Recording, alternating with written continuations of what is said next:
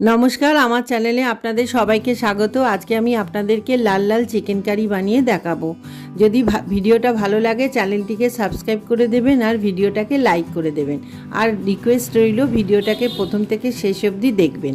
এখানে আমি পেঁয়াজ কুচি নিয়েছি, দুটো পেঁয়াজকে কুচিয়ে নিয়েছিলাম।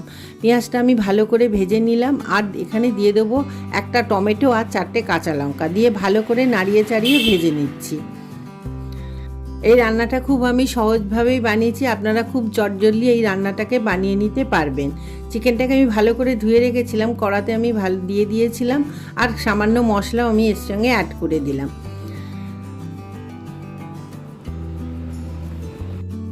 আমি এখানে লঙ্কা গুঁড়ো, হলুদ গুঁড়ো, জিরে গুঁড়ো, ধনে গুঁড়ো দিয়েছি আর স্বাদ মতো নুন দিয়েছি, চিনি দিয়েছি আর একটা তেজপাতা দিয়েছি।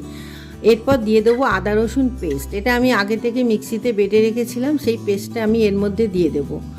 আর দিয়ে দেবো সেদ্ধ করা আলুটা দিয়ে আমি ভালো করে নাড়িয়ে চাড়িয়ে নেব। আপনারা এখানে টক দই আর কস্তুরি মেথিও নাবাবার সময় দিতে পারেন, খেতে তাহলে খুবই ভালো লাগবে। আমার কাছে ছিল না তাই আমি দিইনি। মিক্সিতে বেটে রাখা মশলাটা দিয়ে দিলাম, দিয়ে আমি ভালো করে নাড়িয়ে চাড়িয়ে নিলাম।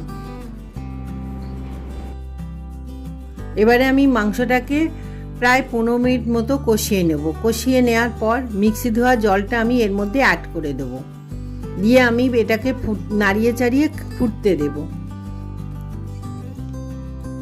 20 মিনিট মতো মাংসটাকে সেদ্ধ করে নেব। আর কষাবার সময় আমি তো প্রায় 15 মিনিট ধরে কষিয়েছিলাম, মাংসটা প্রায় সেদ্ধ হয়েছিল আর আলুগুলোও ছিল হাফ সেদ্ধ করা। দেখুন মাংসটা খুব ভালোভাবে সেদ্ধ হয়ে গেছে। অবশ্যই এই রেসিপিটাকে ট্রাই করবেন আর আমাকে কমেন্ট করে জানাবেন।